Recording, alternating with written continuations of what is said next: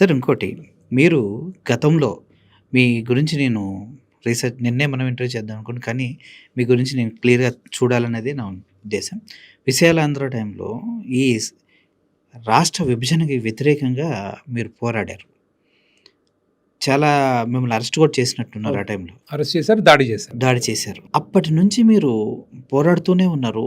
ఇప్పటి వరకు మీలో ఏమన్నా మార్పు తేగలిగారా? ఆ టైంలో మీరు సమైక్యాంధ్ర కోసం పోరాడినప్పుడు సమైక్యంగా లేకుండా మనం విభజించబడ్డాం. అప్పుడు మీ ఫీలింగ్ ఏంటి? రాష్ట్ర విభజన కొరకు ఉద్యమం జరిగేటప్పుడు నేను అమెరికాలో ఉన్నాను. హ్మ్. స్వతహాగా తెలుగు ప్రజలు కలిసి ఉండాలని కోరుకునే వాళ్ళలో నేను ఒకటి. తెలుగు ప్రజలకు అఖండ చరిత్ర ఉంది. హ్మ్. చాలామంది శివాజీ గురించి మాట్లాడతారు. మనం ఢిల్లీ సుల్తాన్లకు వ్యతిరేకంగా పోరాడింది తెలుగు వాళ్ళు ఫస్ట్. అవును. కాకతీయ సామ్రాజ్యం దగ్గర నుంచి మొదలుపెట్టి కాకతీయ సామ్రాజ్య పతనం, Tughlaq came to Warangal and ప్రతాపరుద్దుని ఓడించాడు. హ్మ్. ఓడించి వెనక్కి తీసుకెళ్తుంటే ఆయన దారిలో ఆత్మహత్య చేసుకున్నాడు అంటారు.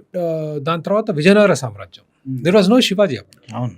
మొత్తం పూర్తి దక్షిణ భారతదేశాన్ని కాపాడింది విజయనగర సామ్రాజ్యం. అండ్ మీకు తెలిసిందే, దేశ భాషలను తెలుగు లెస్స అన్నది శ్రీకృష్ణదేవరాయలు ఆయన రాశాడు. Yes. అది ఆయన రాసిన రాతలు.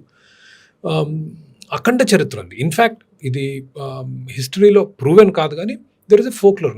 చాలా మంది మాట్లాడుకునేది ఏంటంటే శివాజీ తన గురువుతోటి వచ్చాడు విజయనగరం, వచ్చి స్ఫూర్తి పొందాడు అనేది ఇక్కడ ఏ విధంగా పోరాటం. అందుకని దక్షిణ భారత సంస్కృతి చాలా విభిన్నంగా ఉంటుంది ఉత్తర భారత సంస్కృతి.